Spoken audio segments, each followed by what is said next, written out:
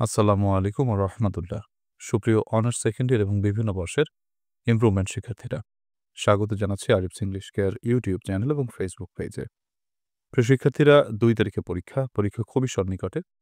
তোমাদের এই শেষ সময়ের প্রস্তুতির জন্য আমি শর্ট সাজেশনস দিয়েছি। সেই শর্ট সাজেশনসের আজকে ৯৬ পেজ থেকে মূলত তোমাদের জব অ্যাপ্লিকেশন লেখার টেকনিক শিখাবো। আমাদের জব অ্যাপ্লিকেশন হচ্ছে অ্যাপ্লিকেশনের একটি অংশ। এটা রাইটিং পার্টে ১২ নম্বর ক্লাস, পেজ নম্বর 96 সাজেশনসটা বের করে সবাই ক্লাসটি একটু বুঝে নাও। প্রিয় শিক্ষার্থীরা, তোমরা যে ধারাবাহিক ক্লাসগুলো পাচ্ছ, আমি সেটা নিচ্ছি আমার শর্ট সাজেশনস থেকে। এই শর্ট সাজেশনসটি যদি তুমি পরীক্ষার ২ থেকে ৩ দিনও আগে পাও এবং তুমি সেটা যদি পড়তে পারো, তাহলে নিশ্চিতভাবে তুমি পাস করে যাবে ইনশাআল্লাহ। কারণ এখানে রয়েছে একেবারে শর্ট সাজেশনস এবং যেখান থেকে অবশ্যই পরীক্ষায় কমন বাঁধবে। সো এই সাজেশনসটি সংগ্রহ করার জন্য তুমি ৳৩৫০ দিয়ে নিতে পারবে। তোমরা অনেকেই রিকোয়েস্ট করেছো, "স্যার আমাদেরকে একটু ৳৫০ বা কিছু একটু ছাড় দেন।" তো এর জন্য ৳৪০০ যদিও ১ম এ নিতাম। এখন আমি তোমাদেরকে ৳৩৫০ য় দিচ্ছি। তোমাদের রিকোয়েস্টের কারণে। এর জন্য আমি তোমরা আমার সাথে যোগাযোগ করতে পারো 01843852361 এই নম্বরে হোয়াটসঅ্যাপে এসএমএস করে। প্রিয় শিক্ষার্থীরা, আমি একেবারে কুরিয়ারে যেহেতু শেষ সময়, কুরিয়ারে আমার চার্জ একটু বেশি যাচ্ছে। তারপর আমি তোমাদের কুরিয়ার চার্জ তো একবারেই দিয়ে দেই। তোমাদের তো আর কুরিয়ার সার্ভিস খরচ দেওয়া লাগবে না। আমি এমার্জেন্সিতেই দিয়ে দেই। তুমি খুবই দ্রুততর সময়ে হাতে পেয়ে যাবে। এখন শেষ মুহূর্তে তুমি যাতে অত্যন্ত দ্রুততর সময়ে পেয়ে যাও, সেটা কুরিয়ারে বলে দেই এবং আমি কুরিয়ার খরচ একটু বেশি দিয়ে দেই যাতে তোমরা অতি তাড়াতাড়ি মানে এই সাজেশনসটি হাতে পাও। দেখো, তোমরা অনেকে মনে করো যে ফোন থেকে পড়া আর মানে হাতে মানে কাগজে পড়া, এটা কিন্তু অনেকটা ডিফারেন্ট। এর জন্য তোমাদেরকে বলব, তোমরা অবশ্যই এটা অর্ডার করে হাতে নিয়ে পড়ো। সেটাই তোমাদের জন্য ভালো হবে। তো চলো আজকের ক্লাসটা আমরা শুরু করি। জব অ্যাপ্লিকেশন, এটা হচ্ছে চাকরির দরখাস্ত। এর ২ টি অংশ থাকে। একটা হচ্ছে কভার লেটার, আরেকটা হচ্ছে সিভি বা কারিকুলাম ভাইটে। চাকরির জন্য আবেদন করতে হলে যে দরখাস্তপত্র লেখা হয় তাকেই মূলত জব অ্যাপ্লিকেশন বলা হয়। আমরা চাকরির জন্য যে দরখাস্তটা লিখি এটাই হচ্ছে জব অ্যাপ্লিকেশন বা চাকরির দরখাস্ত। জব অ্যাপ্লিকেশনের মধ্যে ২ টি অংশ থাকে, তোমরা আগেই জানো, ছোটকালে লিখেছো। যখন তোমরা ৯-10 এ পড়তো তখন তোমাদের এটা আসতো। ৮ মার্কসের একটা প্রশ্ন থাকবে কম্পালসারি, সকলে লিখতে হতো। তো জব অ্যাপ্লিকেশনের মধ্যে ২ টি অংশ থাকে। একটি হচ্ছে কভার লেটার আর একটা হচ্ছে সিভি। তোমার যদি মনে করো তোমার সেই 9-10 এ যেটা পড়েছো সেটা যদি মনে থাকে, মুখস্থ থাকে, তাহলে সেটাই তুমি লিখে দেবে। তোমাকে নতুন করে পড়ার দরকার নেই। আর যারা অনেকদিন আগে পড়েছো আর যেগুলো আগে পড়েছিলে সেগুলো মনে নেই, সো তোমরা এটা নতুন করে দেখতে পারো। ২ টি অংশ থাকে। প্রশ্নের চাহিদা মোতাবেক এক পাতায় কভার লেটার এবং অপর পাতায় সিভি লিখতে হয়। এটা হচ্ছে আমাদের নিয়ম যে এক পাতায় কভার লেটার আর এক পাতায় কি সিভি আমাদের লিখতে হবে। এবার নিয়মটা দেখো। Specimen cover letter with CV. CV সহ একটি নমুনা কভার লেটার আমি তোমাদেরকে শিখাচ্ছি। এটা অনুসারে তোমরা লিখবে। প্রথমত আমরা আ তারিখটা লিখব। ধরো ১২ই মার্চ ২০১৯ অথবা ৩০শে নভেম্বর, 30 নভেম্বর ২০২৩। তুমি যে পদে আবেদন করবে, ধরো বিভিন্ন প্রতিষ্ঠানে তোমাকে আবেদন করতে হতে পারে। তুমি যদি একজন শিক্ষক হিসেবে আবেদন করো তাহলে তো হেডমাস্টার তোমার বস। তো সেই বসের কাছে আবেদন করতে হবে। আ ধরো তুমি একটা ব্যাংকে আবেদন করলে, তো ব্যাংকের বসকে ধরো, ব্যাংকের বস হচ্ছে ম্যানেজার। ধরো তুমি একটা কোম্পানিতে আবেদন করলে, তো কোম্পানির বসকে, কোম্পানির বস হচ্ছে তোমার ধরো আ জেনারেল ম্যানেজার, জিএম আরকি। ঠিক আছে? অথবা তুমি যদি মনে করো এমন একটা জায়গা বা এমন একটা দপ্তরে তুমি আবেদন করতে যাচ্ছ, তুমি সেই দপ্তরের যে বসকে তাকে তুমি চিনো না বা তার পদবিটাকে তুমি জানো না। এই মুহূর্তে যদি তুমি উপস্থিত হও যে, "স্যার আমি এই মুহূর্তে কি করতে পারি? যদি আমি যেখানে আবেদন করব সেই বসটা আমি বুঝতে পারছি না স্যার, কি করব?" তখন তুমি শুধু এই কথাটাও লিখে দেবা। অ্যাডভার্টাইজার, তাতেও হবে। অ্যাডভার্টাইজার মানে বিজ্ঞাপনদাতা, যিনি বিজ্ঞাপনটি দিয়েছেন। তাহলে দি অ্যাডভার্টাইজার, ঠিক আছে? এটা লিখতে পারো। তবে এটা না লিখলেই ভালো হয়। স্পেসিফিকলি লিখলে ভালো হয়। যেমন আমি স্কুলে শিক্ষকতার ক্ষেত্রে আবেদনের ক্ষেত্রে আমি দ্য হেডমাস্টারের কাছে লিখতে পারি। কলেজের শিক্ষকতার ক্ষেত্রে আমি লিখতে পারি দ্য প্রিন্সিপালের কাছে। ঠিক আছে? আশা করি এটা বুঝতে পেরেছো। তোমরা এই পদবিটা তোমরা তোমাদের মতো করে এডিট করে নিবে বা তোমাদের মতো করে তোমরা লিখে নেবে। দ্বিতীয়ত হচ্ছে প্রতিষ্ঠানের নাম। আমি যেহেতু একটি স্কুলে আবেদন করছি সেহেতু আমি স্কুলের নামটা লিখলাম। আর যদি স্কুলে না হয়ে এটা কোনো ব্যাংকে হতো তাহলে দ্য ম্যানেজার লিখে আমরা লিখতাম এবিসি ব্যাংক, এই। তারপরে আমাদের ঠিকানাটা লিখতে হবে। যেমন কোটালীপাড়া, গোপালগঞ্জ, অথবা সেটা ঢাকা হতে পারে বা যেখানে হতে পারে সেখানে। ঠিকানাটা। তো আশা করি এই ৪ টি বিষয় তোমরা বুঝতে পেরেছ। তো দি হেডমাস্টার আমি স্কুলের নামটাই লিখে দিলাম। বিনয় কৃষ্ণ আদর্শ হাই স্কুল, কোটালীপাড়া, গোপালগঞ্জ। এটা আমি লিখে দিলাম। এবার সাবজেক্ট। সাবজেক্টটা লেখার ক্ষেত্রে অবশ্যই সতর্ক থাকতে হবে। আমরা যেন সাব কথাটা না লিখি। সাব লিখলে কিন্তু নম্বর কাটা যাবে। নম্বর নাও পেতে পারো। তোমরা সাবজেক্ট লিখবে না, পুরোটা লিখবে সাবজেক্ট। সাব লেখাটা হচ্ছে তোমার ইনফর্মাল ইংলিশ। আর তুমি এখানে ফর্মাল লেটার লিখছো। অর্থাৎ ফর্মাল অ্যাপ্লিকেশন জিনিসটাই ফর্মাল। দ্যাটস ওয়াই তোমাকে অবশ্যই ফর্মাল ইংলিশ ইউজ করতে হবে। ইনফর্মাল ইংলিশ ইউজ করলে নম্বর কাটা যেতে পারে। একেবারে 0 পেতে পারো। সো সাবজেক্ট এই ছোট্ট একটু ভুলের কারণে কিন্তু সমস্যা হয়ে যেতে পারে। তো সাবজেক্ট লিখবে পুরোটা, কেউ সাব লিখবে না। তারপর কোলনটা দিবে ঠিকমতো। তারপরে application for the post of a dash, a অথবা অ্যান, এটা মিন করছে তোমার পদের নাম অনুসারে। ধরো তুমি একটা টিচার হিসেবে আবেদন করতে চাচ্ছ, যে অ্যান অ্যাসিস্ট্যান্ট টিচার। ধরো অ্যাসিস্ট্যান্ট টিচার হচ্ছে তোমার পদের নাম। তাহলে পদের নামের ক্ষেত্রে কি করলাম আমরা? পদের নামের ক্ষেত্রে এই অ্যান অ্যাসিস্ট্যান্ট টিচার এটা বাদ দেবো, কারণ অ্যান যেহেতু এ দিয়ে শুরু হয়েছে। কিন্তু যদি তোমার পদের নামটা হতো একজন লেকচারার হিসেবে, তখন কিন্তু এ বসতো, যে এ লেকচারার ইন ইংলিশ। ধরো ইংলিশ পদে তুমি লেকচারার হিসেবে আবেদন করছো। তারপর ধরো জুনিয়র অফিসার হিসেবে আবেদন করছো। তো এটা হচ্ছে নির্ভর করে তোমার কিসের উপর? জাস্ট এই পদের উপর। তো আমরা এই পদের নামটা এখানে লিখে দেব। ঠিক আছে? তো গেল। ও আচ্ছা, এখানে দি হেডমাস্টার লিখি। আচ্ছা, ডিয়ার স্যার, প্রিয় জনাব, from your advertisement published in the daily star. এখান থেকে তোমার আবেদন শুরু হলো। ফ্রম ইউর অ্যাডভার্টাইজমেন্ট, আপনার বিজ্ঞাপন থেকে, published in the daily star, যে বিজ্ঞাপনটি ডেইলি স্টার পত্রিকায় প্রকাশিত হয়েছিল, সেই বিজ্ঞাপন অনুসারে অন মার্চ 8। আচ্ছা, এখানে একটা ব্যাপার আছে। দেখো তুমি আবেদন করেছো 30শে নভেম্বর। তাহলে পত্রিকায় তুমি অবশ্যই সংবাদটি দেখেছো কয়েকদিন আগে। সেক্ষেত্রে তুমি কয়েকদিন আগে দেখেছো, ধরো ৩ দিন আগে যদি দেখো, তাহলে ২৭শে নভেম্বর বলতে পারো। 27 11 20, তাহলে ২৭/১১/২০২৩ আমরা লিখতে পারি।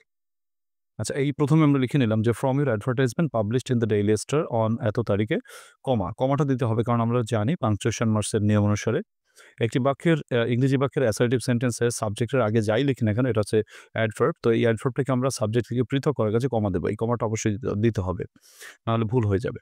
তো দেখো কি বলছে, from your advertisement published in the daily star on ২৭/১১/২০২৩, ২৭/১১/২৩ তারিখে প্রকাশিত ডেইলি স্টার পত্রিকায় আপনার বিজ্ঞাপন অনুসারে, I came to know that, আমি জানতে পারলাম যে, you are looking for a candidate, আপনারা একজন প্রার্থী খুঁজছেন, for the post of a dash, dash পদের জন্য। সে পদটা নামটা লিখে দেবে।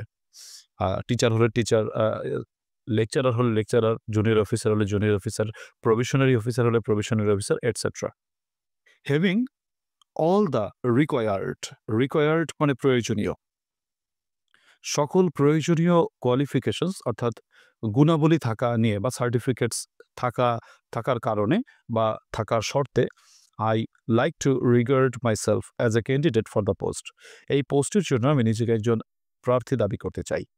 মাই complete CV with other necessary documents, আমার পূর্ণাঙ্গ কারিকুলাম ভাইটি, জীবন বৃত্তান্ত, আহ, অন্যান্য প্রয়োজনীয় ডকুমেন্টের সাথে, ইজ এনক্লোজড, উপস্থাপিত হলো হেয়ার, এখানে, ফর ইউর কাইন্ড কনসিডারেশন, আপনার সুবিবেচনার জন্য। গেল এটা। তারপর শেষে, দেয়ারফর আই রিকোয়েস্ট ইউ, তাই আমি আপনাকে অনুরোধ করছি, টু কনসিডার মাই অ্যাপ্লিকেশন, আপনি আমার অ্যাপ্লিকেশনটি গ্রহণ করবেন, and give me a chance, আমাকে একটি সুযোগ প্রদান করবেন, টু মিট অ্যান ইন্টারভিউ, যাতে আমি একটি ইন্টারভিউতে হাজির হতে পারি। সিনসিয়ারলি ইয়োর্স, আপনার খুবই আন্তরিকতার, নামটা হচ্ছে কালাম মল্লিক, বা তুমি তোমার মতো করে নাম লিখবে। প্রশ্নে যদি কখনো নাম উল্লেখ করা থাকে, তাহলে তুমি প্রশ্নের নামই ইউজ করবে। তবে সাধারণত আমরা যেটা দেখি, প্রশ্নের নাম উল্লেখ করা থাকে না।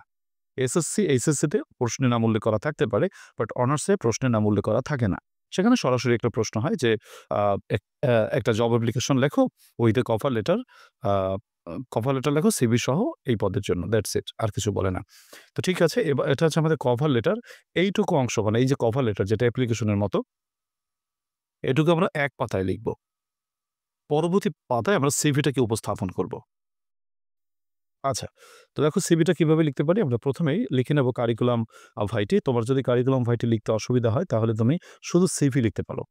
জাস্ট সিভি লিখে দেবা, যদি বানানে তোমার কনফিউশন থাকে। সিভি অফ, তারপর নাম কালাম মল্লিকের সিভি হলে কালাম মল্লিকের সিভি, শেষ। এটা হচ্ছে তোমার প্রথমে আমরা লিখে নেব। তারপরে একটি সিভির প্রথমেই লেখা উচিত ক্যারিয়ার অবজেক্টিভ। তুমি যদি একটি আন্ডারলাইন করে দাও এখানে তাহলে ভালো দেখাবে, তো আন্ডারলাইনটা করে দিতে পারো। Career objective to work with best of my abilities to in order my abilities in order to benefit my workplace. আমার কর্মস্থানকে উন্নত করার জন্য বা সুবিধায় আমার কর্মস্থলের সুবিধা করে দেওয়ার জন্য আমি আমার সর্বাত্মক চেষ্টা করব। এটা হচ্ছে তোমার অঙ্গীকার, ক্যারিয়ার অবজেক্টিভ বা ক্যারিয়ারের যে উদ্দেশ্য সেটা। চাকরি করতে গেলে এই কথাটুকু তো বলতেই হবে, তাই না? প্রতিজ্ঞা করতে হবে যে প্রতিষ্ঠানে চাকরি করতে যাচ্ছি, সেই প্রতিষ্ঠানের তো বেনিফিট আমার করতেই হবে। কেননা সেইখানের অবিচ্ছেদ্য অংশ আমি। তাই। এরপরে পার্সোনাল ডিটেইলসগুলো আমরা দিব। সেটা হচ্ছে name Kalam Mallick, father's name Abdul Salam Mallick, mother's name Rokeya Begum, date of birth জন্ম তারিখ এটা অবশ্যই লিখবে তোমরা। ন্যাশনালিটি বাংলাদেশি বাই বার্থ, জন্মগতভাবে বাংলাদেশি। রিলিজিয়ন ধর্ম, যারা ইসলাম মুসলমান তারা ইসলাম লিখবে, যারা হিন্দু তারা লিখবে হিন্দুইজম বা হিন্দু, বা যারা ক্রিশ্চিয়ান আছে তারা ক্রিশ্চিয়ান লিখবে, ক্রিশ্চিয়ান। তারা বৌদ্ধ ধর্ম আছে তারা উম বৌদ্ধ লিখবে। আচ্ছা, যার যে ধর্ম রয়েছে সে সেটা লিখবে। তো আচ্ছা, যেহেতু কালাম মল্লিক সে আ মুসলমান, তার জন্য ইসলাম লিখলাম। প্রেজেন্ট অ্যাড্রেস বর্তমান ঠিকানাটা লিখবে, সেটা যার যে ঠিকানা রয়েছে সেটা লিখবে। এবার পার্মানেন্ট অ্যাড্রেস যেখানে তোমার চিরস্থায়ী ঠিকানা সেখানে লিখবে। আর ফোন নম্বরটা কখনো পুরোটা লিখবে না, জাস্ট এরকম করে আমরা ৫ টা ডিজিট লিখে বাকিগুলো ক্রস দিয়ে দেব যাতে ১১ টা ডিজিট কমপ্লিট হয় এরকম। পুরো নম্বর আমরা কেউই লিখব না। এরপর আসো এডুকেশনাল কোয়ালিফিকেশনস। শিক্ষাগত ক্ষেত্রে কোন সার্টিফিকেটগুলো অর্জন করেছো সেটা একটু লিখতে হবে। প্রথমত তুমি এমএ পাস দিয়ে শুরু করো। আ এমএ পাস কোর্স মনে ধরো তুমি করে ফেলেছো। যদিও অনার্সে পড়ছো কিন্তু এখন মনে ধরতে হবে তোমার হয়ে গেছে। তো এটা লিখবে। ন্যাশনাল ইউনিভার্সিটি থেকে করেছো। আ ২০০০ বিএ পাস করেছো ইংলিশেই ন্যাশনাল ইউনিভার্সিটিতে। এইচএসসি পাস করেছো, এসএসসি পাস করেছো। এগুলো তোমাদের বুঝিয়ে দেওয়ার বোধহয় প্রয়োজনীয়তা নেই। তোমরা নিজেরাই লিখতে পারবে। এরপর আমাকে লিখতে হবে হচ্ছে এক্সপেরিয়েন্স মানে হচ্ছে অভিজ্ঞতা ১১ নম্বরে। আ তো এক্সপেরিয়েন্সটা লেখার ক্ষেত্রে আমরা কি করব যে have been working as dash, যে পদে আমি আবেদন করছি সেই পদের লোক হিসেবে আমি কাজ করছি। কি হিসেবে? এখানে আমি কোটালীপাড়া পাবলিক ইনস্টিটিউশন লিখেছি। এটা না লিখে তোমরা লিখবে যে এবিসি কোম্পানি বা ABC limited at ABC institution. Institution লিখলেই হয়। তাহলে আর institution Gopalganj for last 2 years. গত বছর আ থেকে মানে আমি গত কি বলেছে যে ২ বছর ধরে এই পদের জন্য একটা এবিসি ইনস্টিটিউশনে গোপালগঞ্জে কাজ করে আসছি। এরকম একটা লিখবে। যে পদেই হোক না কেন সেই ইনস্টিটিউশনে তুমি কাজ করে আসছো। এটা তোমার এক্সপেরিয়েন্স। ঠিক আছে? জাস্ট এটা লিখলে তোমার হবে। এরপর ল্যাঙ্গুয়েজ স্কিল লিখতে পারো। Excellent spoken and writing skills in English language. Interests listening to music, তোমার মিউজিক শোনার প্রতি আগ্রহ আছে। Writing articles. সংক্ষেপে আমি ছাড়লাম। এরপরে সিগনেচার দিতে হবে। একটু ইনিশিয়াল দিবা। মানে তোমার নামের আদ্যক্ষর লিখে একটা মানে জাস্ট পেঁচাপেচি দিলেই তো অনেক সময় সাইন হয়ে যায়। এরপর নিচে লিখবা তোমার পুরো নামটা। তো এই হচ্ছে আমাদের মোটামুটি সিভি। এখন তোমাদের অনেকের কথা আছে যে, "স্যার আমরা সিভি লেখার ক্ষেত্রে আমি এক পাতায় ধরাতে পারি না। আমি কি করব?" তোমার এক পাতায় যে লিখতে হবে এমন কোনো কথা নেই। তুমি সিভিটাকে ২ পাতায় লিখতে পারবে। তবে হ্যাঁ, স্বাভাবিক ক্ষেত্রে আমরা যখন বাস্তবিক ক্ষেত্রে আবেদন করি, তখন কিন্তু সিভিকে এক পাতাই হতে হয়। কিন্তু পরীক্ষার ক্ষেত্রে আমাদের খাতার যে একটা অর্গানাইজেশন থাকে বা খাতার একটা যে সংস্থাপনা থাকে, সংস্থাপন করার ব্যাপার থাকে, সেক্ষেত্রে আমাদের এক পাতা ধরানোটা একটু মুশকিল হয়ে যায়। আর কারো হাতের লেখা তো বিরাট বড় হাতের লেখা। তো এই ক্ষেত্রে তারা ২ পাতা ইউজ করতেই পারবে, কোনো অসুবিধা নেই। প্রিয় শিক্ষার্থীরা, আশা করি তোমরা ক্লাসটি বুঝতে পেরেছো। তোমরা যারা শেষ মুহূর্তে প্রস্তুতি নিচ্ছ, একেবারে প্রস্তুতির লেভেল খুবই কম। মানে তেমন প্রস্তুতি নিতে পারোনি, তাদের জন্য আমি রিকমেন্ড করব তোমরা এই সাজেশনসটি অতি সত্বর অর্ডার করো। শেষ মুহূর্তে খুবই দ্রুততর সময় আমি কুরিয়ারে বলে দিচ্ছি। আমার কুরিয়ার সার্ভিস খরচ একটু বেশি যাচ্ছে, তাতে অসুবিধা নেই।